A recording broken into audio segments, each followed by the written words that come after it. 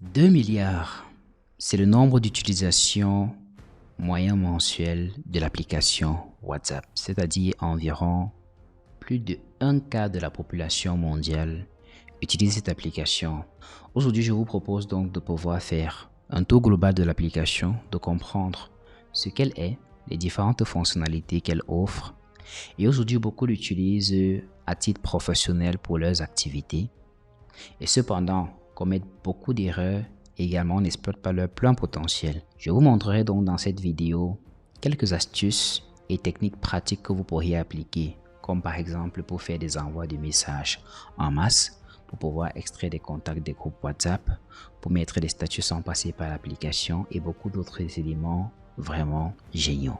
Si vous êtes intéressé par des thématiques relatives à la productivité, comme WhatsApp qui vous permet réellement de pouvoir gagner en temps sur un certain nombre d'éléments, alors restez jusqu'à la fin de la vidéo.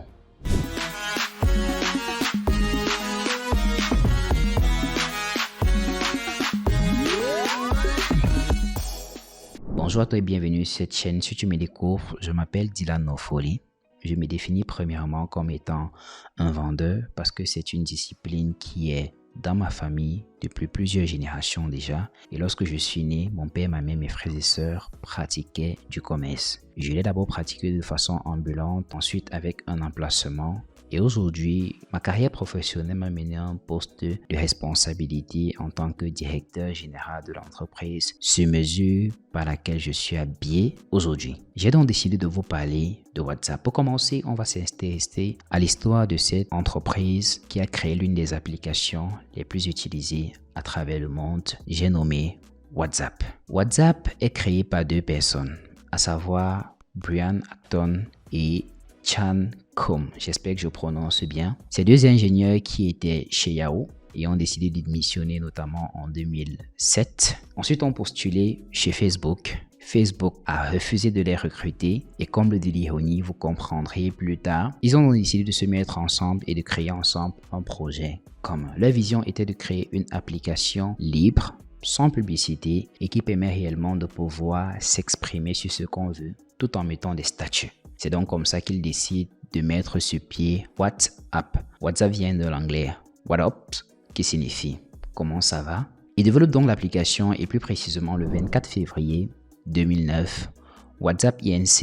est mise en ligne ou est tout simplement fondée. C'est ainsi qu'il y a un engouement assez intéressant sur l'utilisation et pratiquement en 2013, c'est-à-dire 4 ans plus tard, on atteint déjà les 200 millions d'utilisateurs à travers le monde. C'est tout simplement énorme. WhatsApp gagne rapidement en popularité et atteint les 200 millions d'utilisateurs en seulement 2013, c'est-à-dire pratiquement 4 ans après son lancement. Voyant donc l'engouement assez important que les utilisateurs avaient pour cette application, le groupe Meta, anciennement Facebook, va donc décider de pouvoir racheter WhatsApp.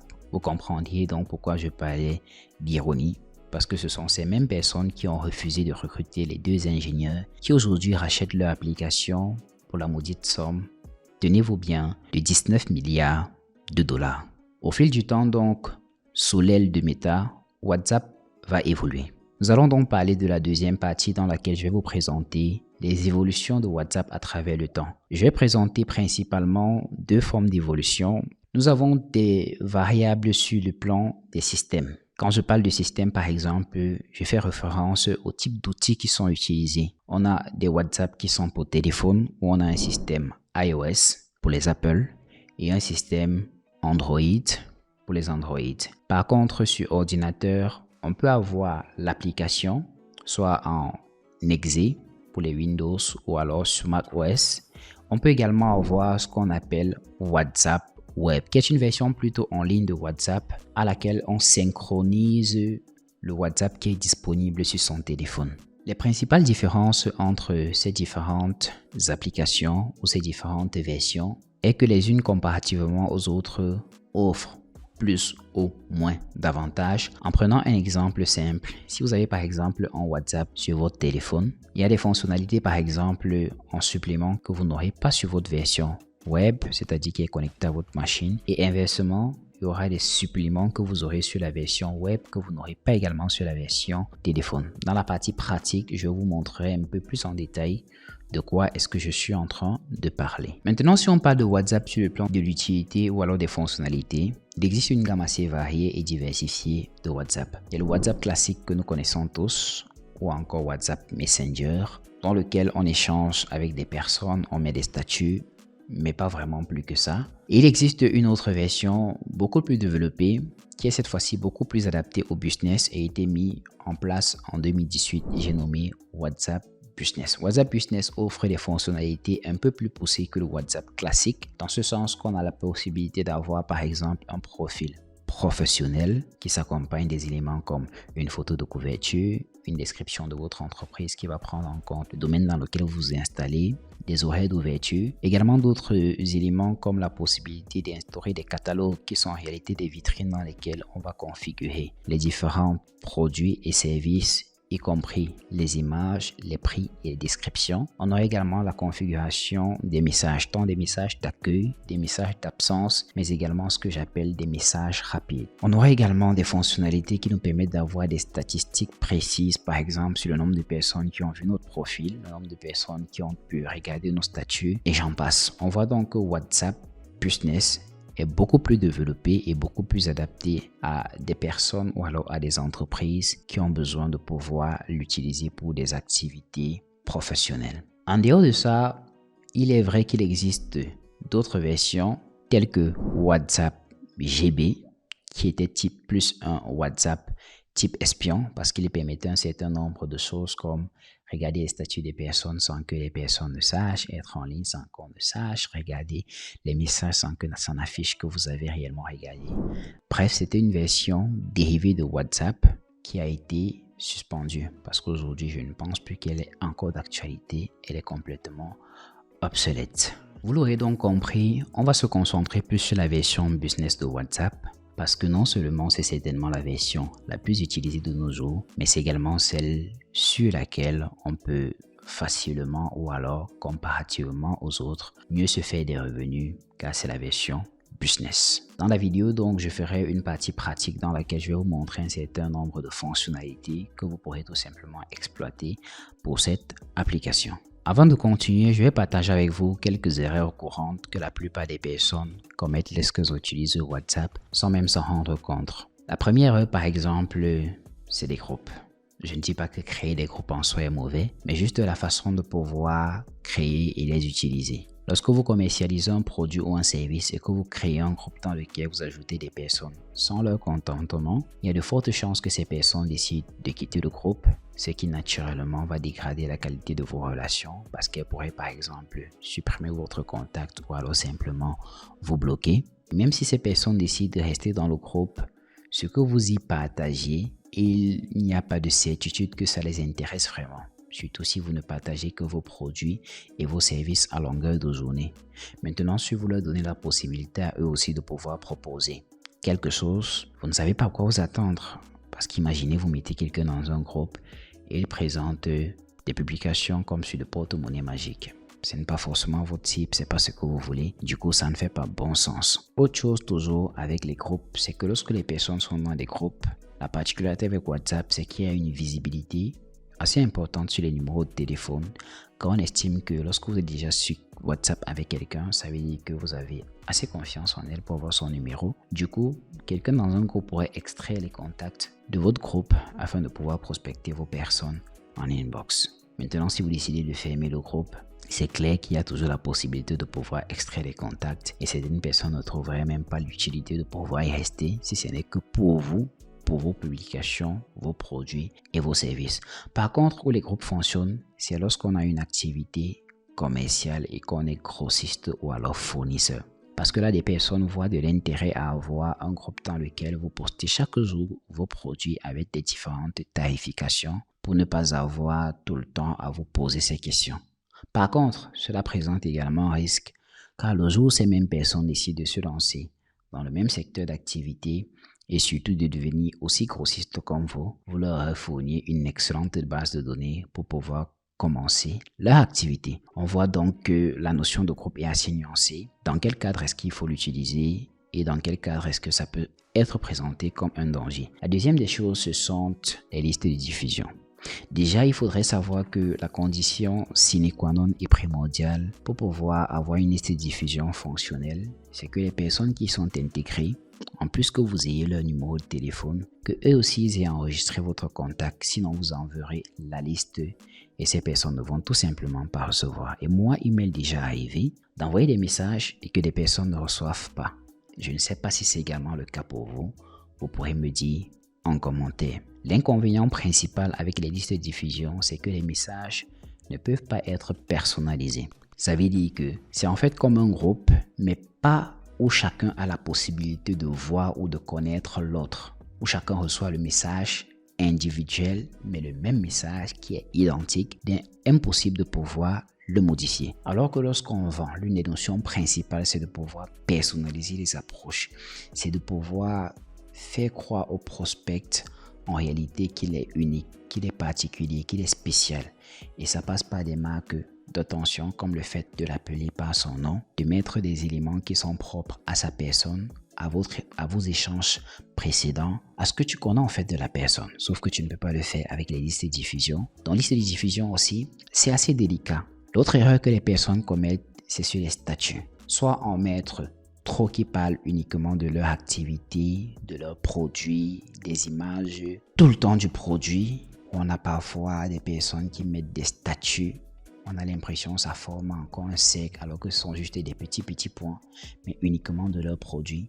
Ça fait un peu de trop. Et là, vous cassez la relation sociale de l'application ou du réseau social parce que les personnes ne se sentent plus connectées à vous. Ça peut fonctionner pour certaines personnes, mais de mon expérience personnelle, ça ne fonctionne toujours pas bien. Il y a également des personnes qui ne mettent jamais de statut. Là également, c'est assez grave parce que si vous ne mettez jamais de statut, en réalité, vous passez à côté d'une occasion en or de pouvoir tisser des relations d'une autre façon avec des personnes et de rester également en contact et que ces personnes aient toujours votre image à l'esprit. Parce qu'à chaque fois qu'on voit un statut, on se rappelle de la personne et ça permet de créer donc des connexions.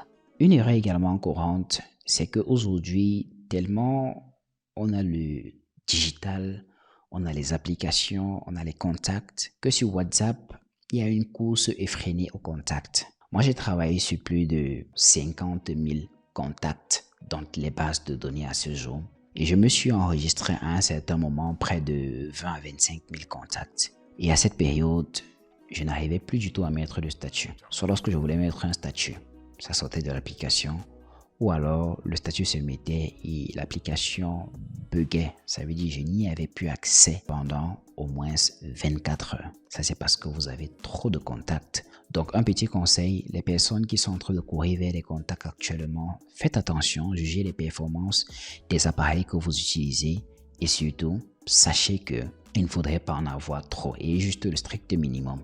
Et une chose importante, c'est toujours se rassurer que le numéro que vous enregistrez, la personne a également votre numéro enregistré. Sinon, ce serait un contact de plus qui ne vous servira à rien. Parce que moi, j'avais un principe, lorsque je contactais des personnes dans les bases de données, j'enregistrais automatiquement leur contact, ce qui était une grosse erreur. Aujourd'hui, ce que je fais, c'est que soit je m'assure que tu as déjà enregistré mon contact et ça, je lui dis de façon explicite dans le message que je t'envoie, ou alors j'attends que tu achètes mon produit ou que tu souscrives à mon service avant de pouvoir enregistrer ton contact. Parce que je sais que dans ce cas de figure, la probabilité que toi tu aies fait pareil, elle est énorme également.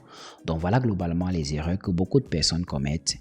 Et donc dans la suite, je vais vous présenter plutôt des alternatives que vous pourrez utiliser qui vous permettront de pouvoir mieux faire un certain nombre de choses, comme par exemple envoyer des messages personnalisés à des personnes, comme mieux extraire des contacts dans des groupes WhatsApp et un tout tas de choses assez cool. On se retrouve donc pour la partie tutoriel pratique. On se retrouve donc sur notre téléphone. Et là, je suis sur version iOS, c'est-à-dire un iPhone, pour la démonstration de certaines fonctionnalités assez basiques, mais également cruciales de WhatsApp. On va se rendre pour le télécharger soit sur notre App Store ou sur notre Play Store. Moi, je suis sur iPhone, donc ce sera sur App Store. Je vais plus télécharger parce que je l'ai déjà dans mon téléphone. Une fois que le téléchargement est effectué, on va simplement l'ouvrir. et pouvoir configurer son nom, sa photo de profil. Bref, je ne vais pas montrer toutes ces étapes parce que non seulement j'ai déjà installé l'application, mais en plus de cela, vous pouvez modifier tous ces différents paramètres dans vos paramètres. Alors, on a devant nous notre WhatsApp. Notre WhatsApp, il se présente globalement en 5 grandes parties. On a à l'extrémité gauche les statuts, regardez en bas. Ensuite, on a les appels, les outils, les discussions et les paramètres. En réalité, la partie outils se retrouve intégralement également dans la partie paramètres. Sauf puisqu'on se trouve dans une version business, on a voulu faciliter l'accessibilité en mettant directement la partie outils. En parlant donc de cette partie outils, nous allons nous y rendre parce que c'est réellement ce qui nous intéresse pour les configurations. Alors, qu'est-ce qu'on a? Nous avons d'abord une première partie profil. On va donc se rendre au niveau de profil. Et vous voyez qu'il y a des éléments, par exemple, comme la photo de profil, le nom de l'entreprise, le numéro de téléphone, les catégories, les différentes adresses, les sites web, les horaires d'ouverture et le catalogue. Je vais commencer par la photo de profil. Il faudrait que vous ayez une photo de profil qui reflète réellement ce que vous voulez montrer au monde ou aux personnes qui vont visiter votre compte. Il faudrait donc quelque chose qui soit visible, qui soit facilement interprétable et compréhensible. Le nom, naturellement, doit refléter l'entreprise et s'il vous plaît, évitez des noms qui n'ont rien à voir avec votre structure ou vous-même, comme par exemple le bébé de Satan. Ce ne sont pas des noms qui sont vraiment professionnels. En tout cas, sauf si votre activité, c'est de pouvoir faire la promotion de votre père, c'est-à-dire de Satan. Je vais laisser toutes les autres choses. Catégorie, vous mettez simplement la catégorie dans laquelle vous vous trouvez pour votre business. Il y a vraiment beaucoup de catégories. Les horaires d'ouverture, la plupart des personnes mettent 24 heures. Je mets 24 heures également parce que j'ai quand même une accessibilité ou du moins un taux de réactivité assez important sur WhatsApp. Ensuite, on a les catalogues. Les catalogues, c'est vos différents produits. Bref, on va revoir ça à l'extérieur. On a Facebook et Instagram que vous pouvez lier. Alors ici, vous pouvez lier votre Facebook et votre Instagram. Par contre, je déconseille de pouvoir lier son Instagram à son Facebook ou son Facebook à son Instagram. Parce que j'ai eu une mauvaise expérience récemment où j'avais un problème avec mon compte Facebook et ça affectait directement mon Instagram. On continue. Donc après ça, on a le MetaVerify. Je ne vais pas entrer là parce que c'est la version certifiée de WhatsApp et la condition également, c'est que vous puissiez avoir certifié sur Facebook. Je vais aller au catalogue. Au catalogue, donc, comme je disais, c'est une sorte de vitrine à laquelle vous pouvez exposer vos différents produits et services en limitant des images, des textes descriptifs, mais également les prix. Là, j'ai choisi de pouvoir mettre plutôt mon parcours. Et maintenant, si quelqu'un veut un produit spécifique, je pourrais en discuter avec lui. Parce que s'il fallait mettre des produits, je n'en finirais pas. Il y en a tellement. Mais vous pouvez mettre vos produits si vous le souhaitez. Bien WhatsApp, quand vous cliquez dessus, ça vous génère soit un QR code, soit un lien que vous pouvez partager pour l'accès direct à votre compte.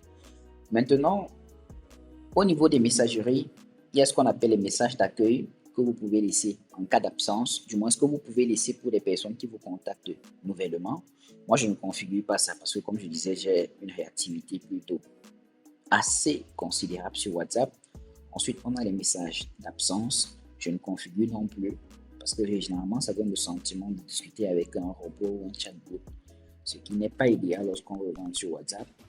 Et maintenant, mes deux fonctionnalités préférées vraiment sur WhatsApp Business, c'est les réponses rapides et les étiquettes. Réponses rapides, c'est simplement des réponses prédéfinies que vous allez enregistrer et qui vont vous permettre d'accroître votre réactivité. J'ai par exemple là une liste de réponses rapides. Et si je veux en ajouter, je vais simplement cliquer sur plus en haut à droite. Je vais saisir le raccourci. Par exemple, écrivons test. Et ensuite, je vais dire test de message rapide. Une fois que c'est fait, j'appuie sur enregistrer. Et vous allez voir que si je vais par exemple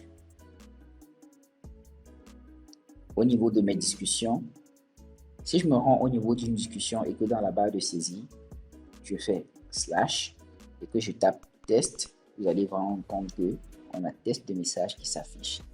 Et je peux ainsi configurer un nombre vraiment important de messages en réponse rapide. Une fois qu'on a exploré les réponses rapides, Je vais continuer cette fois-ci avec les étiquettes. Alors, les étiquettes vous permettent de pouvoir organiser vos différentes conversations en plusieurs catégories. Vous allez segmenter peut-être vos clients, ceux qui sont encore vos prospects, peut-être des clients d'un produit spécifique, d'un service spécifique. Bref, c'est à vous d'user de votre imagination pour créer des étiquettes qui vous parlent à vous et qui vous permettent de pouvoir mieux vous organiser, de pouvoir mieux vous structurer et de faire un meilleur suivi de votre clientèle. Je vais m'arrêter là pour la démo sur téléphone. Si vous avez des questions ou des éléments que vous aurez souhaité que j'aborde ici, n'hésitez pas à mettre en commentaire. On se retrouve sur mon ordinateur pour la suite avec WhatsApp Web. Alors, une fois sur mon ordinateur, je vais ouvrir un navigateur et celui que moi je préfère, c'est Google Chrome. Une fois dans Google Chrome, je vais taper dans la barre de recherche WhatsApp Web et je vais tout simplement sélectionner. Ensuite, je vais cliquer sur la première proposition et j'aurai donc ceci.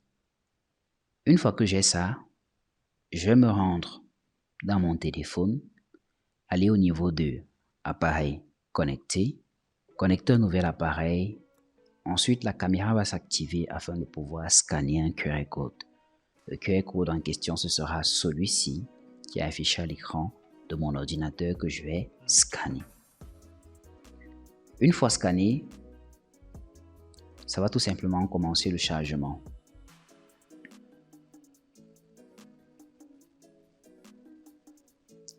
Et une fois le chargement terminé, on aura donc l'interface de WhatsApp Web. Alors, je vais rapidement vous montrer comment est-ce que vous pouvez faire pour allier des outils pratiques en WhatsApp Web qui vous permettront de pouvoir augmenter votre utilisation de cette application. Il y aura deux types d'outils. Il y aura des outils payants et des outils gratuits. Les outils payants, le premier outil que je vais vous apprendre, il s'appelle Nova. Il est déjà installé sur mon ordinateur et je vais vous faire une brève présentation. Alors ici, on a principalement les principales fonctionnalités. Par exemple, ici, on a l'émission qui permet d'envoyer des messages en masse de façon personnalisée à plusieurs personnes. Alors, je vais venir dans cette case et je vais mettre d'abord mon numéro. Ensuite, le nom que je veux que ça s'affiche. Je vais mettre aussi mon numéro, mon second numéro et le nom que ça affiche. Ici, donc, je vais écrire le message en taguant la variable 1 pour que ça sélectionne le nom concerné. Je fais suivant et vous voyez là que ça affiche bonjour Dylan, bonjour Nofoli. Si je lance l'envoi, hop, commencer, vous voyez que les messages sont en train de partir ici. Là, les messages sont déjà complètement partis.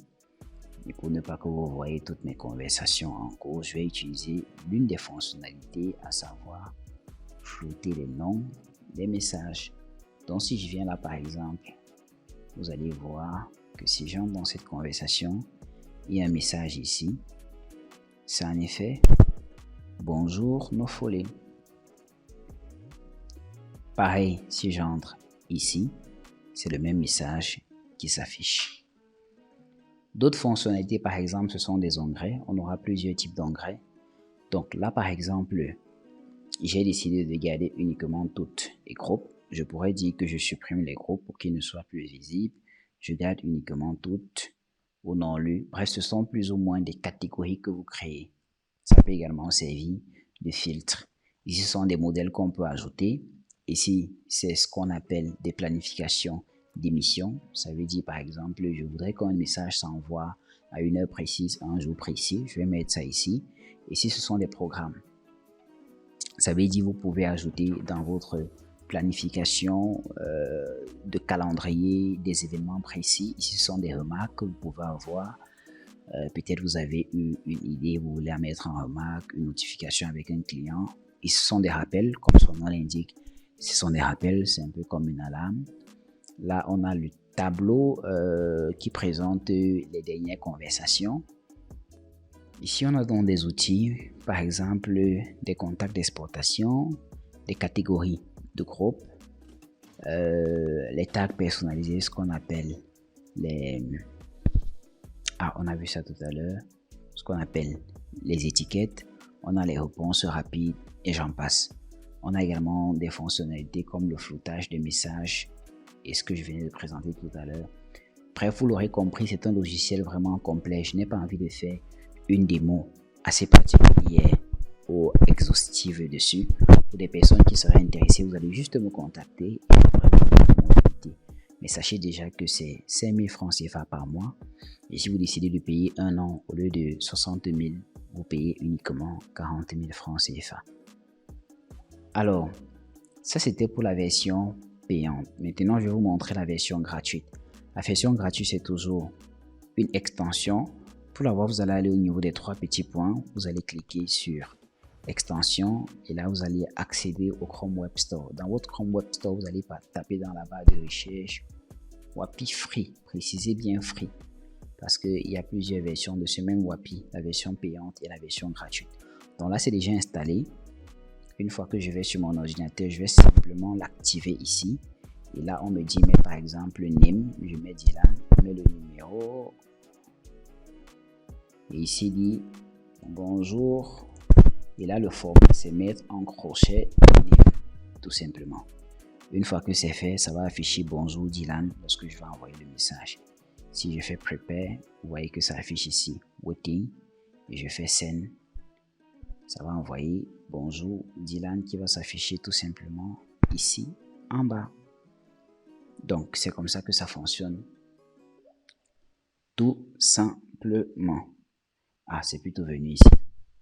Parce que j'ai mis le mauvais numéro de téléphone. Bon, j'ai mis plus 697. Je ne sais pas si c'est un pays qui existe, mais c'est plutôt venu ici. Bref, vous voyez que ça fonctionne. Celui-ci, la particularité, c'est qu'il est gratuit, mais vous pouvez aussi payer la version premium qui vous permet d'avoir également les attachments, c'est-à-dire des documents, des textes, des vidéos que vous pouvez ajouter. Également la possibilité d'avoir plusieurs variables. Parce que là, on a une seule variable, mais on peut vraiment en avoir plusieurs. Maintenant, on va passer à l'autre extension qui vous permet de pouvoir extraire des contacts, qui est également gratuit. Je l'avais déjà montré dans une précédente vidéo. C'est la même procédure. Vous allez vous rendre au niveau de votre Chrome Web Store et vous allez taper tout simplement Contact Extractor for WA. Et vous venez ici, vous cliquez, vous ajoutez tout simplement à WhatsApp.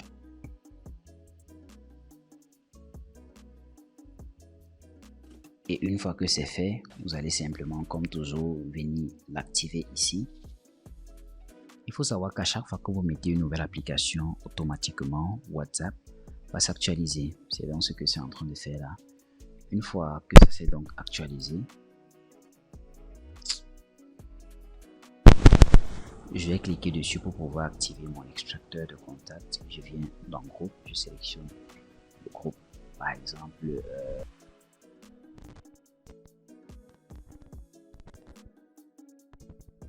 mes anciens camarades. Une fois que j'ai fait, je sélectionne le format. Ici je suis en CSV et j'appuie sur extract. Et là vous voyez donc que j'ai le fichier qui va tout simplement apparaître et ça me permet de pouvoir extraire les contacts. Il y en a donc nos contacts qui sont tout simplement là. Je viens donc de vous montrer comment est-ce que vous pourriez utiliser des applications gratuites ou payantes pour pouvoir contacter des personnes de façon personnalisée en inbox, pour pouvoir leur envoyer des attachments, c'est-à-dire des vidéos, des photos, des contacts, des documents et plein d'autres choses. Également, comment est-ce que vous pourrez extraire des contacts des groupes WhatsApp. J'ai présenté un logiciel en particulier qui s'appelle Nova, qui est assez complet en termes de programmation de messages, d'enregistrement de notes, de classement et d'organisation de vos fichiers, également de réponses rapides que je n'ai même pas proposées parce qu'il y a également d'autres réponses rapides en plus des réponses rapides de WhatsApp même, WhatsApp Business.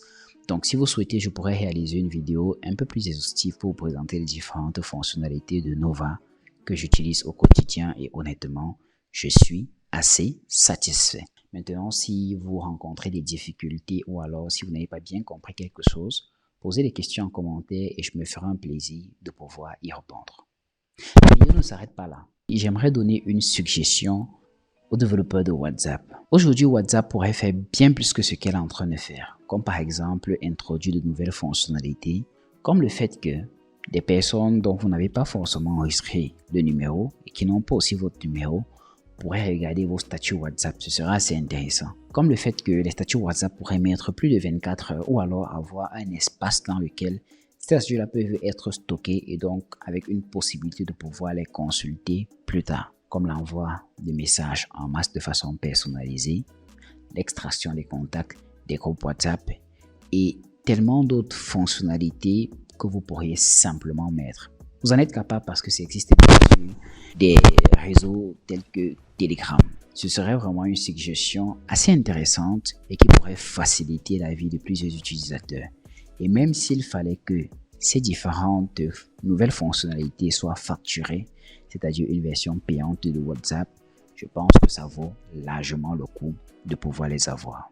En parlant d'applications, j'aimerais également faire la promotion ici des applications beaucoup plus africaines qui nous ressemblent, qui sont propres à nous, qui permettent de développer l'économie africaine. Je pense ici à Dicalo de Alain et Kambi qui propose un réseau social adapté à l'Afrique, adapté à notre contexte et qui parle réellement aux Africains. Certes, elle n'est pas encore aussi répandue que WhatsApp, mais en la soutenant, c'est clair que nous pourrons lui apporter un peu plus de visibilité et permettre qu'elle soit plus connue et donc plus utilisée. C'est donc la fin de cette vidéo. Elle aura été un peu longue. J'espère avoir répondu à vos attentes et on se dit à très bientôt pour une autre vidéo.